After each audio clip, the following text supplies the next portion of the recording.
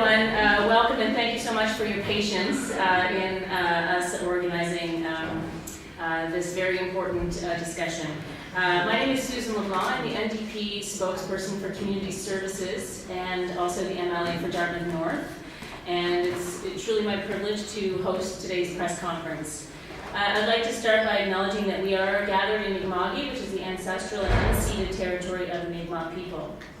And I'd like to welcome you all here. There are many people here from the disabilities community and many advocates from many organizations. And welcome, I see you, and but I'm not able at this time to recognize all of the many groups that are here, but thank you so much for being here. I'd also like to thank and welcome some former and currently sitting politicians. We have with us a former MP from Dartmouth Harbour, Wendy Lill, who's also a strong advocate for people with disabilities and part of the Community Homes Action Group. So welcome, Wendy. We have the NDP leader, current NDP leader and MLA from Halifax-Chebucto, Gary Burrell, is with us. And we also have a former MLA of Halifax-Chebucto, Howard Epstein, with us. So thank you all for joining us. At our table here, I'll just list the people who will be presenting today. On my very far left is Jen Powley, the co-chair of No More Warehousing. Next to Jen is Barbara Horner of the Disability Rights Coalition. Next to Barb is Jeannie Whidden, who is part of People First Nova Scotia, and this is Donna Lee, also of People First Nova Scotia. And we may have people join us at the table as well. So I'd like to just begin by saying that the issue of community housing options for people with disabilities came back to the forefront through the efforts of so many people who are in this room, and many who are not here but who have been advocates around the province. And of course the recent decision of the Human Rights Board of Inquiry, which found the government violated the human rights of 3 individuals. And that decision was a hard-won victory for Beth Maclean, Sheila Livingston, and Joey Delaney. However, it is very disappointing that that decision did not find that the discrimination that those 3 faced is not a systemic issue in this province. There are hundreds of people with disabilities still waiting for community housing. Instead of forcing each and every individual to go through the process of filing a human rights complaint as their only recourse, the Liberal government should aim to rectify the situation for all people affected.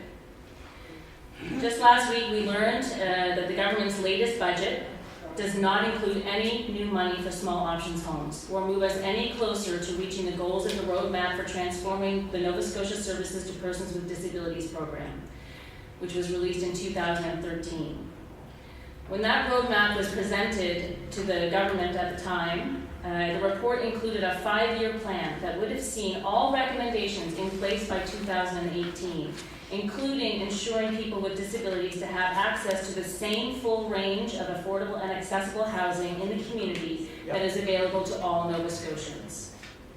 The Community Homes Action Group have repeatedly given the government a failing grade on this file. They have recommended an investment in at least 25 new small option homes each year for the next 3 years. The recent budget only continues to promise the same 8 community option homes that have been in development for the past 2 years. This is the 3rd budget that I have had the privilege of examining as an MLA, and this budget line has not changed. I've been asking the same questions about these houses, and nothing has really moved forward. When I've questioned the Minister of Community Services about this, her response has been that the work is long and hard. And I am sure that is absolutely true. However, it's been too long, and change must happen. It's not acceptable. That's all I am going to say for now. I will continue to introduce the speakers, but for now I'm going to turn things over to Jen Powley, the co-chair of No More Warehousing.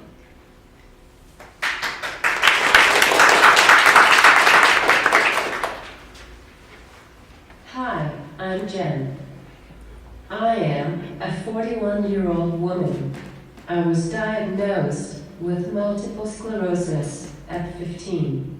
I decided that I did not want MS to define my life. I moved to Halifax from Alberta when I was 23. For the last decade, I have required 24/7 supports. I had to leave my job at the Ecology Action Centre in 2013 when my voice was no longer loud enough to carry in meetings. My parents do their utmost to support me. They have sold off family farmland in Alberta in order to provide me with the care I need. Now, there is no more farmland left to sell. My parents can no longer afford the $100,000 annual bill for my care. Now, I am faced with going into a nursing home. I am not the only person facing this situation. There are over 240 people with severe physical disabilities between the ages of 18 and 60 currently being housed in nursing homes. Because people with severe physical disability are warehoused in nursing homes, we started No More Warehousing, the Nova Scotia Association for Inclusive Homes and Support Group. We held a panel discussion at Halifax Central Library at the end of February to increase public awareness. In a TV interview following the panel, Premier McNeil said the government will eventually make it possible for all people with disabilities to live in the community, just not yet. The government has a plan. We have to be patient and understand that change takes time. Over 6 years, government closed 25 institutional beds.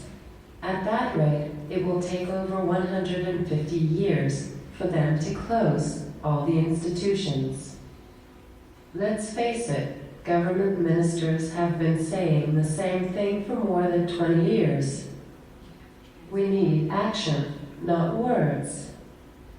Government reports in Nova Scotia, dating from 1984, have regularly recommended that people with disabilities are supported in communities, not segregated in institutions and nursing homes.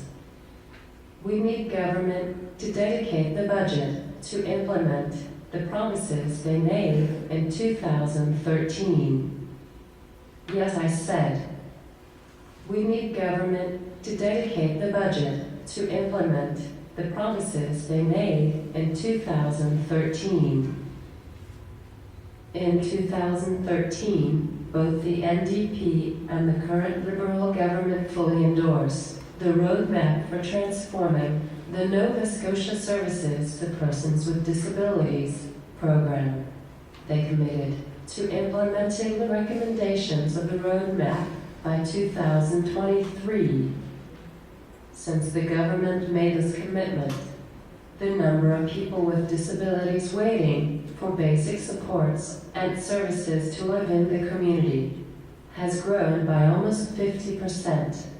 The number of people unnecessarily institutionalized for no medical or legal reason simply because they have a disability has also grown. The government's actions contradict the Premier's words. 6 years after the roadmap was adopted, the 10-year plan for implementation is still only in the initial stages. That's not good enough. Discrimination, you say? You better believe it. This is a gross violation of human rights in our province.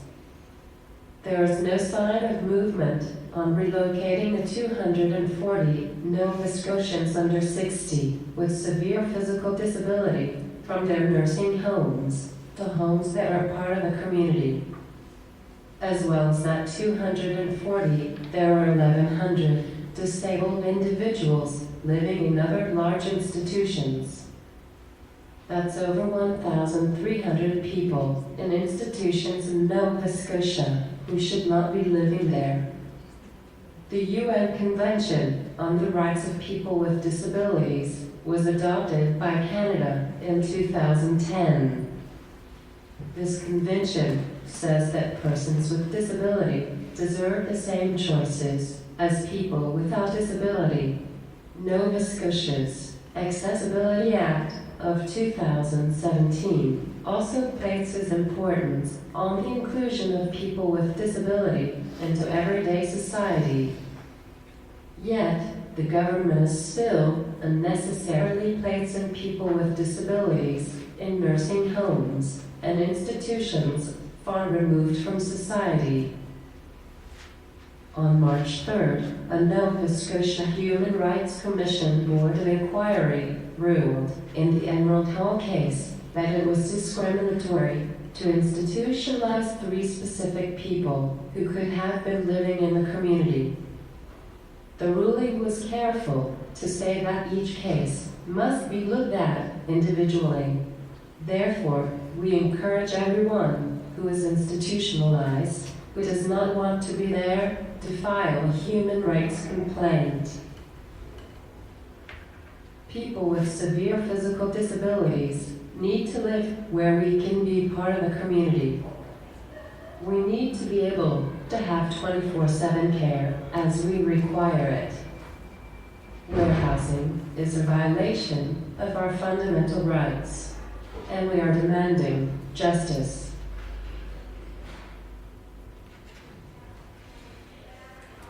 Thank you very much, Jen.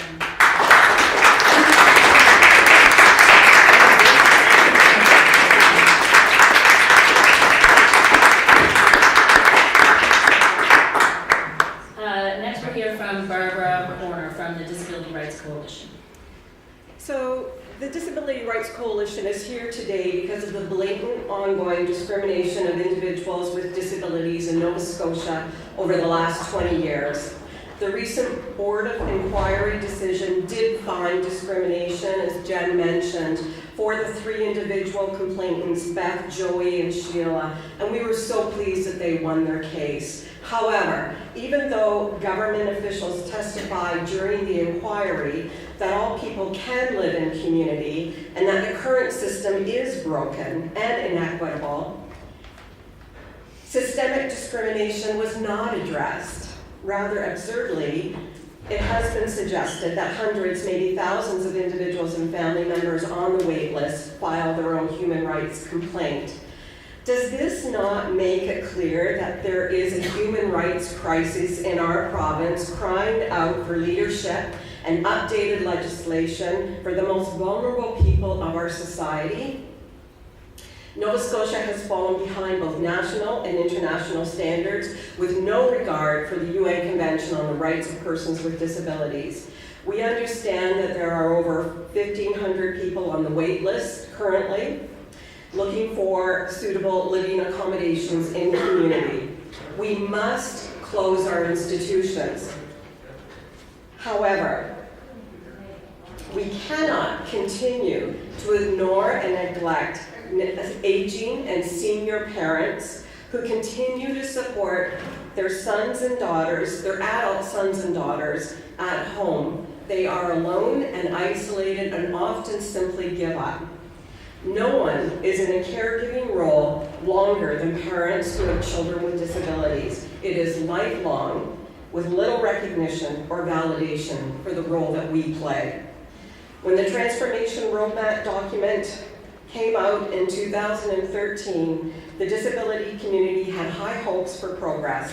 After 6 years, we remain deeply frustrated and disappointed with the lack of progress, the lack of partnership and collaboration, and broken promises. What government has promised to date at this point is not enough. 8 small option homes is not enough. It's not good enough. And it's shameful. We invited the Premier to meet with us in person today to receive our open letter. We did not hear from his office.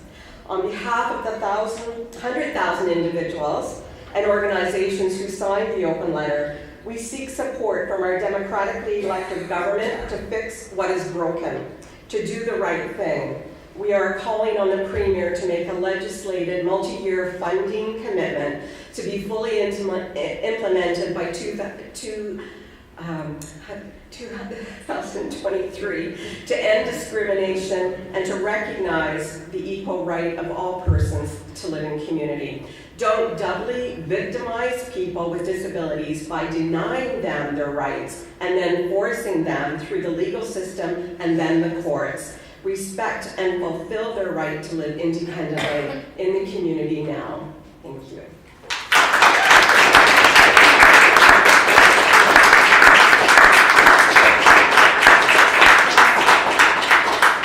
Thanks very much, Barbara. And now we'll hear from Jeannie Whidden from People First Nova Scotia.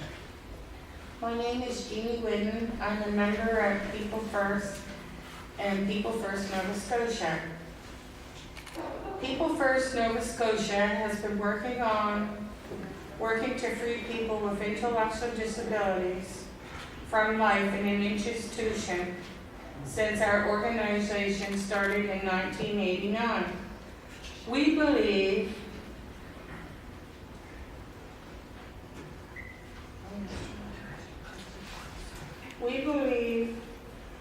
that people should not be forced to live in an institution just because they have a disability, but that everyone has the right to live in the community.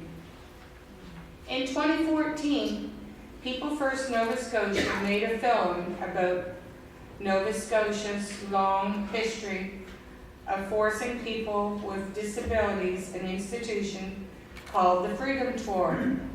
While this film was being made, the government promised to make change to the way that people with disabilities are supported in this province so that they do not have to live in institutions.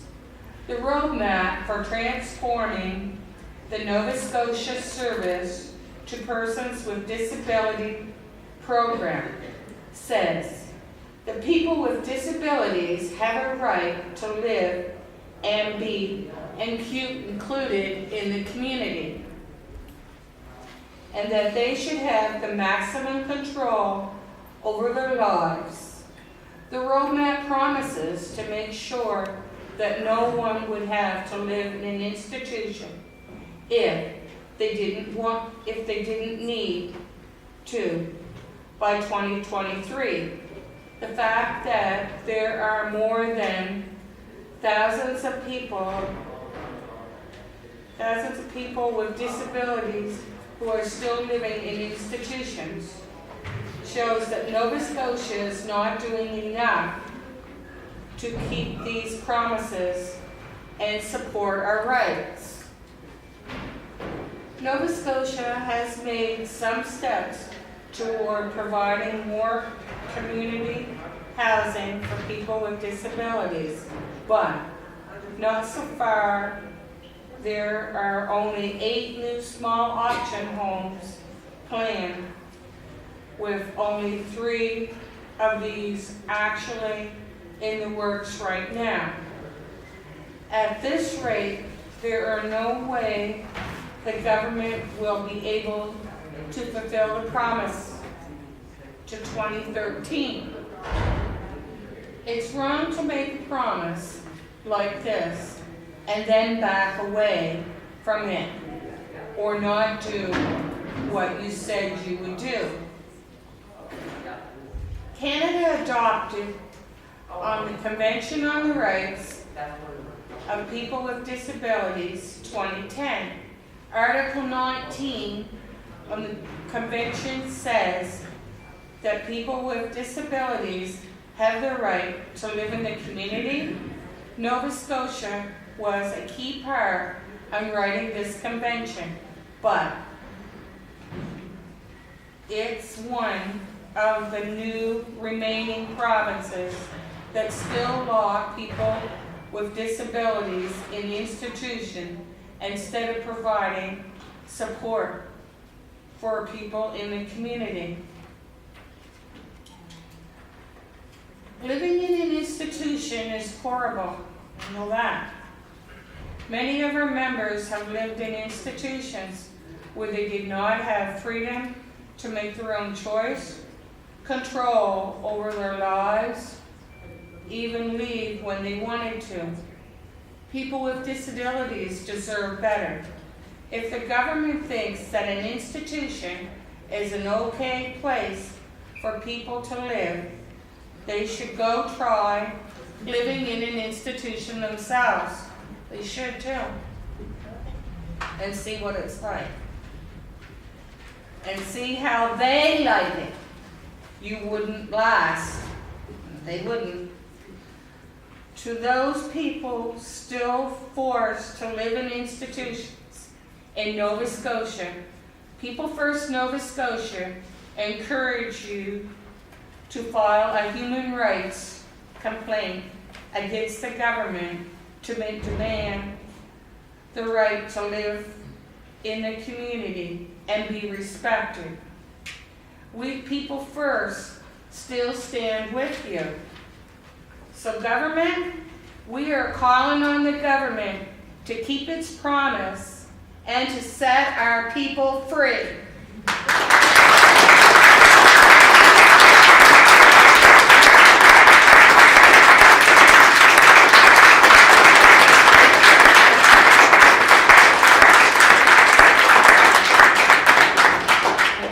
Thank you so much, Jeannie. And now we're going to hear from Donna Lee from People First. I'm Donna Lee. I'm a provincial advisor for People First Nova Scotia, and really, I just want to support what Jeannie has said here. That was powerful. The many stories that I've heard personally from people with intellectual disabilities echo Jeannie's words. They are adamant in their demand that institutions must not be places where people with disabilities are warehoused away from their communities.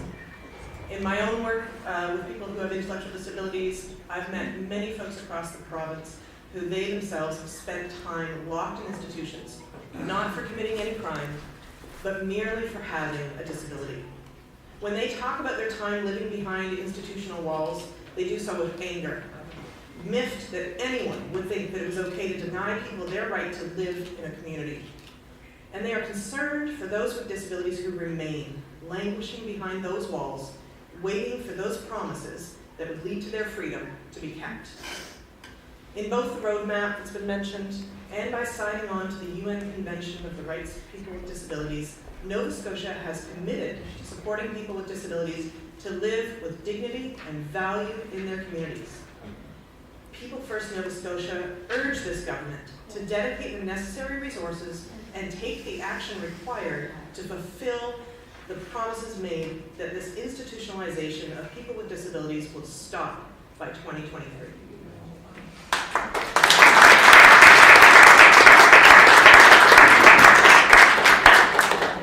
Thanks very much, Donna. We've just received information that another member of People First Nova Scotia has been meeting with the Premier, Donny Maclean, sorry, I have his name there, and we'd like to invite Donny up to speak to us for a moment.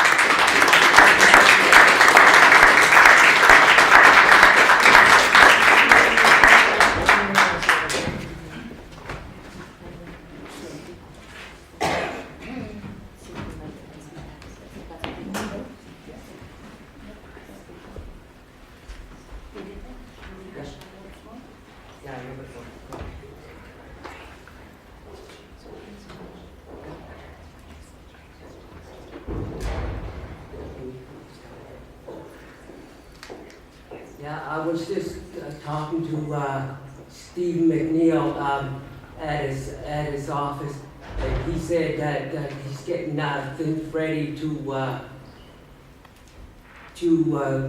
plans ready to get people out of institution. They've already started a little bit over the years with people in supervised apartments in Bridgetown. They got people out on their own. There's one here today with us, and he's been in supervised home. He was out for quite a few years out there, and they're getting them out slowly, but he's going to try to do it a little quicker. But as he's busy the next couple of weeks, but when he gets back, he's going to be doing it, and he's going to meet with me either up here in his office or down in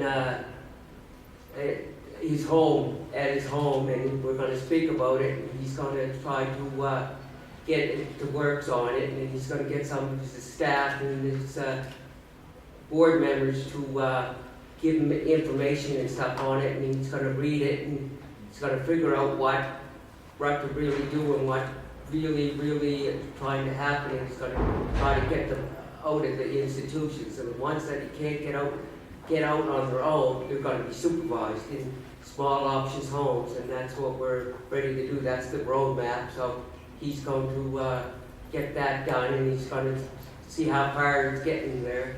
And after that, it'll be in a year or so, it'll slowly be getting people out, a few at a time, and before you know it, they'll be all in.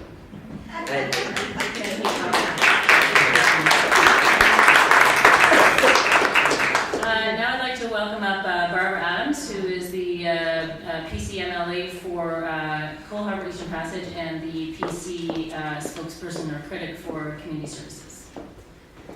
I will give up my seat to you, ma'am. Thank you very much and good morning. I'm actually now the critic for seniors, home care and long-term care. And as a physiotherapist, I've been working with people with special needs since I was 12 years old. So I want to thank everyone who's here today and those who have the courage to come forward to speak. I think what we've seen in our province is that we have had a growing awareness that those with disabilities are being neglected in the sense that they have increased mobility issues, housing issues, transportation issues, income issues, and the fight for their rights needs to be brought front and center. And of course, in the legislature, we serve on a health committee, and of course, it comes up on a regular basis.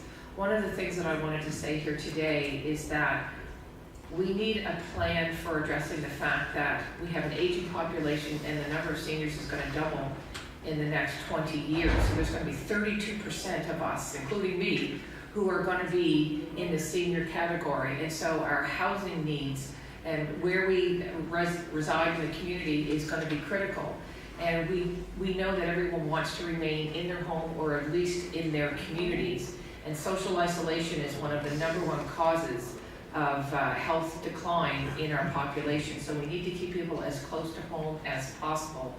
So we need the government to have a better plan for everyone with disabilities. And I want to give you a statistic and use this opportunity to mention it because you don't become, being able to be at home and needing, assisted living overnight. It's a progression that we could intervene at any step of the way with the right assistive devices, the right renovations to the home, so better home renovation grants that people can actually access without having to be the lowest income earners is really, really important. The Human Rights Commission for Nova Scotia, they told me recently that 65% of the complaints that they have are about failure to accommodate people in the workplace who have disabilities of either mental or physical limitations. And the #1 complaints they get is from people who work for the Nova Scotia Health Authority. That's #1. #2 is the Nova Scotia government, and #3 is the municipal government. So all along the path of the journey from being well able to needing assistance is a journey that starts way beyond the point where you need to have to move into assisted living somewhere. So there's all sorts of opportunities this government can take to help keep everyone at home for as long as possible and in the workplace for as long as possible. And so we need to be working with employers to understand what duty to accommodate is. And so I thank everyone for being here today, and I'm so grateful that you have the courage to speak forward, and we need to keep this front and center because the percentage of Nova Scotians with some degree of disability is up at least to around 30%, and that's only going to climb, so we need to have a strategy, a disability strategy, not just a dementia strategy or an Alzheimer's strategy or an arthritis strategy. We need a frailty strategy from addressing the issues from the very highest level of function down to needing institutionalized care that we can hope provide more in the community than we do so now. So thank you very much for coming.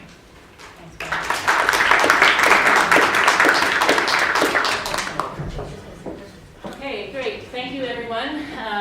Everyone who has contributed to the conversation, and now we'll open up to questions. Sue, whoever knows the answer to this can answer it, but I appreciate the comment that things are way behind schedule, but theoretically, if the government were to hit the 2023 goal, what is required between now and then to make that a reality? A financial commitment. But do you have even a ballpark sense of what it would take to make that happen? The Community Homes Action Group has worked this out, and it would mean 25 new homes for the next 3 years.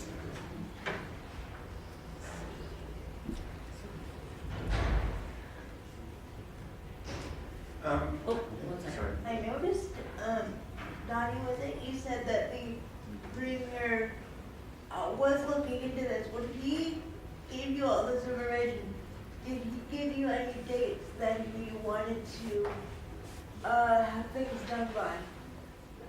He just told me that he wanted to, when he gets back from Europe, he's going on the Europe trip on May 1st.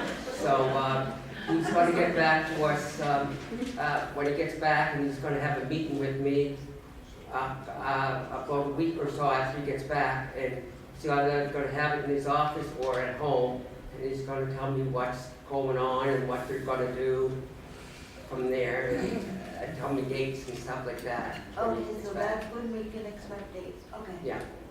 Everybody on the panel tell me where they think the disconnect is between what government says and what government actually does.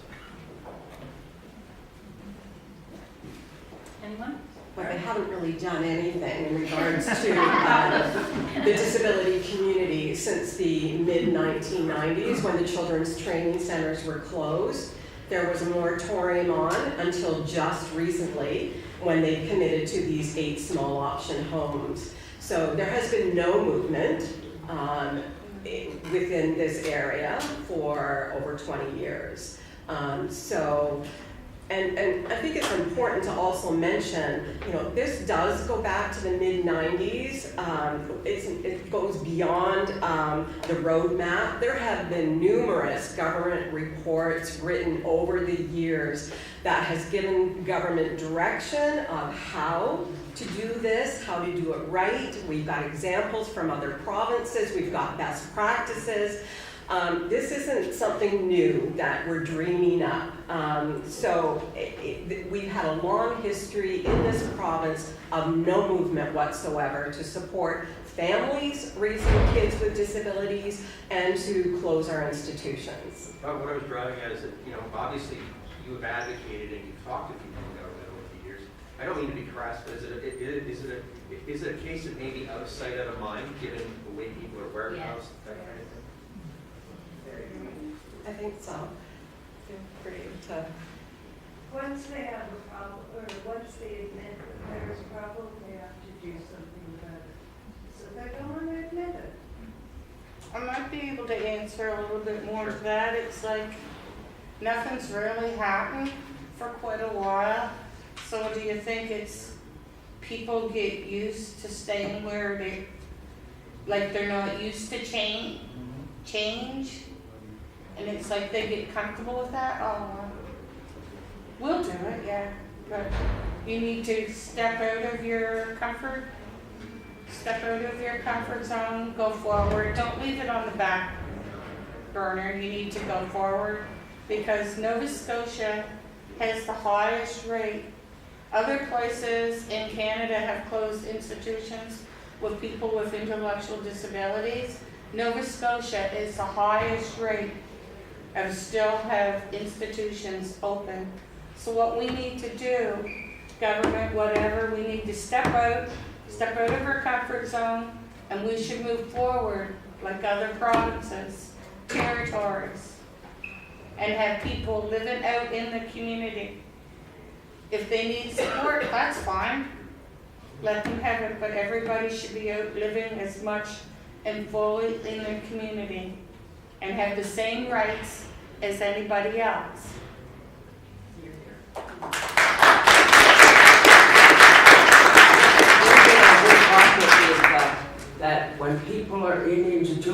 for so long, they can't cope out in the community. They've been in institutions for so long, they don't know what to do. And we're trying to work around that to get them a better notion about what's out there.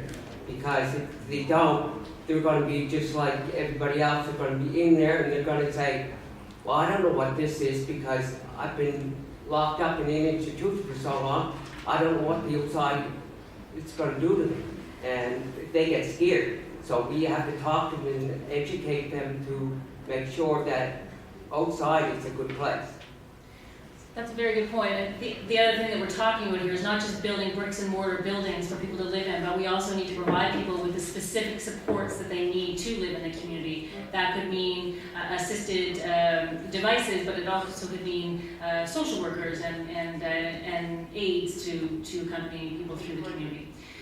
Question here, Vicki? Just a comment. Would it be fair to say, I don't want to be hyperbolic, but would it be fair to say that by institutionalizing individuals with intellectual disabilities, you're actually making them more disabled, not less? Yeah, in a way, that's what they're doing, but what they're trying to do is speak to the person themselves and try to get them to realize that the outside is good and try to get them to learn more about themselves and more about the community that they live in instead of keep them in the dark. Because if you keep them in the dark, they don't know what's going on and what you're doing to them, and they get scared. Yeah, go ahead. Just in response to your question as well, certainly in my 30 years of experience in this field, I have encountered many people who have been living in institutions where those institutions have said there's no way this person can live in the community, they don't have the skills, they need too much support, we are the only place that can support this person successfully, only to have those people move in the community and flourish and absolutely move beyond any expectations that those staff or those people that were running the institutions believed that they could, and they have on to accomplish amazing things and to live very high quality lives. Just want to clarify, is there any more questions from the media? We'd like to hear from the media first in case people have to go and file stories. Yeah, I just have one. The 8 small option homes, how far from what's needed is that? Like how much of just a Band-Aid is that to this actual issue? What's needed? Well, the Community Homes Action Group has said that what is needed to complete the goals of the roadmap is 25 new small options homes for the next 3 years. So that's 75 homes, I think, if I'm math right. And so we have plans for 8. Now, of those 8, those have been on the books for 3 years now. I believe this is the 3rd budget. I might be wrong, it might be the 2nd budget. And 2 of them are completed, and 6 of them are still in like request for proposal stages. So we don't know when those ones will be completed. So 75 take away 8, what's that? It's too many. Robert. About the notion of people actually, after the Human Rights Tribunal decision, people actually filing a human rights complaint, individual complaints. Do we know anecdotally or somehow or other, do we have any idea whether people are doing this and like what kind of numbers we would be talking about there? At this point in time, I don't know. What we do know is that there are approximately 1,500 people on the wait list, on the current government wait list.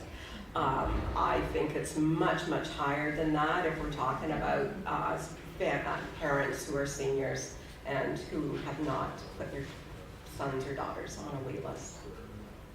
I have a question for Ms. Powley.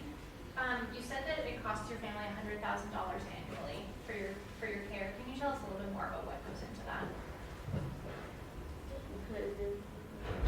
24-hour support. 24-hour support. So is that like a dedicated care person or? Yes. One person? Yeah, Jen organises different assistants and also has a housemate who is there at night when she's sleeping and gets up if she's sleeping. Any other questions from the media? You- Oh, sorry, Jennifer, sorry. Question for Mr. McLean. Mr. McLean, I'm just wondering if the premier in your meeting today gave you any explanation or reason for why more small option homes haven't already been built, since it was recommended.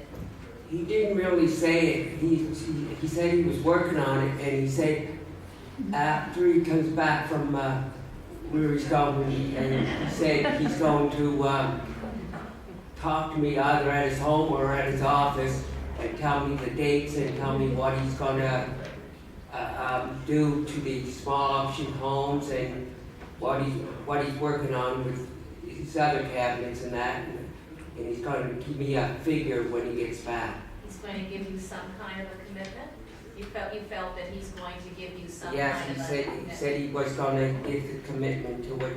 After he gets back, he's going to talk to me and give me some figures and stuff and see what he's going on and what the process is and how long it's going to take. Okay, thank you. Okay, yeah, someone over here has been waiting for a long time. Yeah, just in response, my name's Alice Evans. I'm Executive Director of the Club Inclusion. We run programs with people who have different abilities in Halifax and Dartmouth. I would say in answer to why these issues aren't coming up is parents are totally exhausted. It's very, very hard to raise people who have complex disabilities and multiple needs as they get older, and to then find extra time to advocate is sometimes nigh on impossible. People are very stressed and worried about the future. And the other issue is people who have intellectual disabilities are not listened to.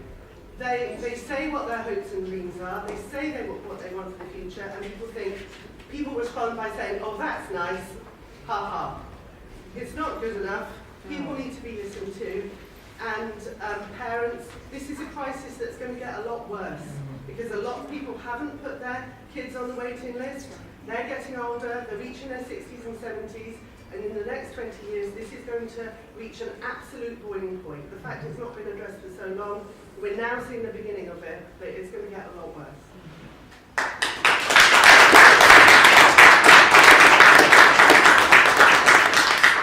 Thank you very much, Alice. Are there any other questions or points of discussion? Yes. So you're encouraging people, or people are being encouraged to raise human rights violations. If somebody out there was listening and wanted to do that, is there help for them to do that? Is it like a process that's very complicated and they wouldn't know where to start?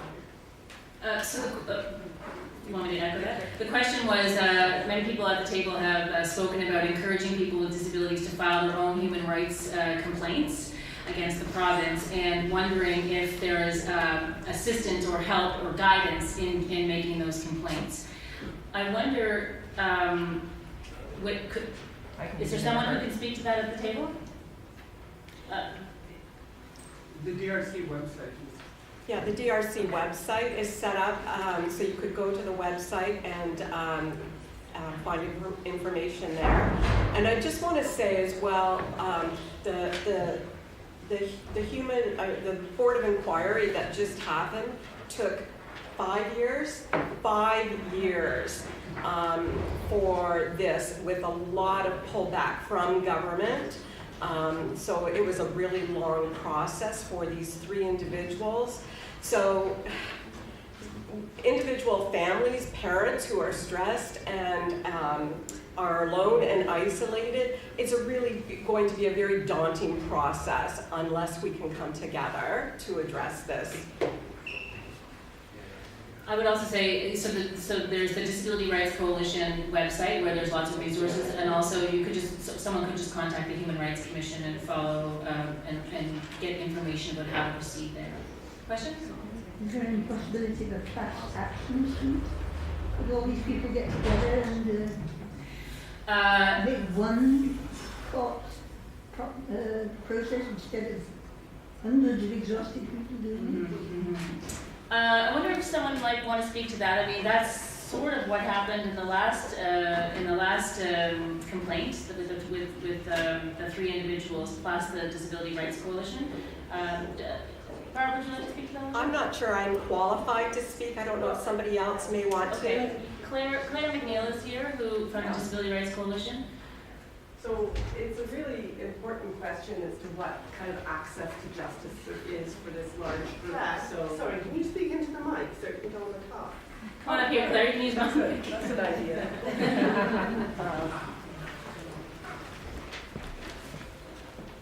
Thanks, Sue. Yeah.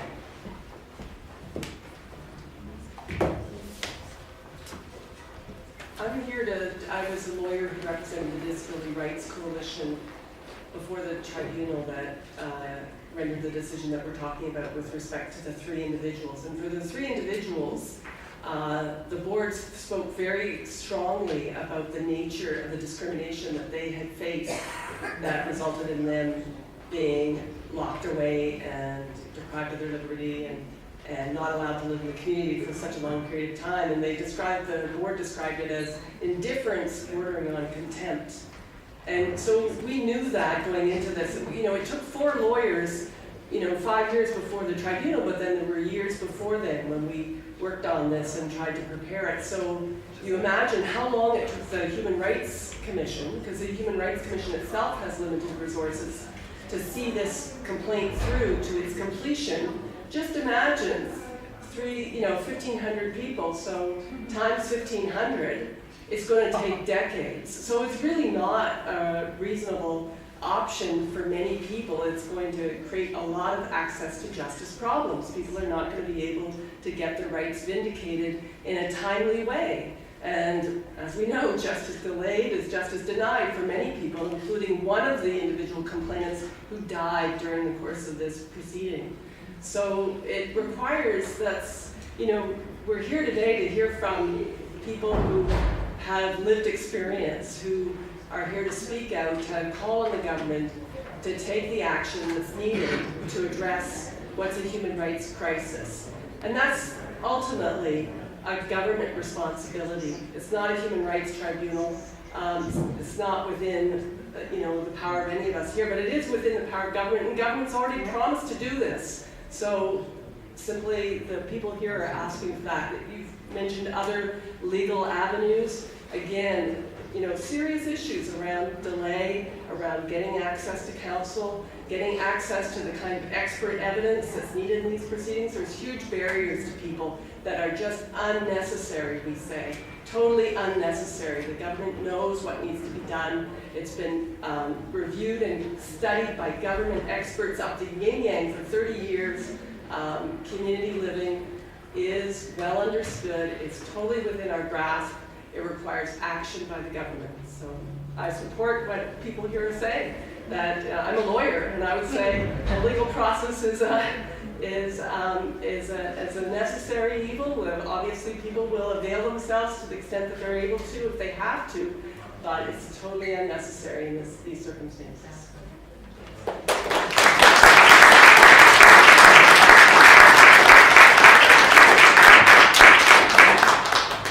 Vicky, did you have your hand up? No. Okay. Anyone else? Well, listen, this has been an excellent discussion. Thank you so much to all the people up here who have offered your insights to this important discussion. And thank you all for your attention and for your excellent questions. Thanks.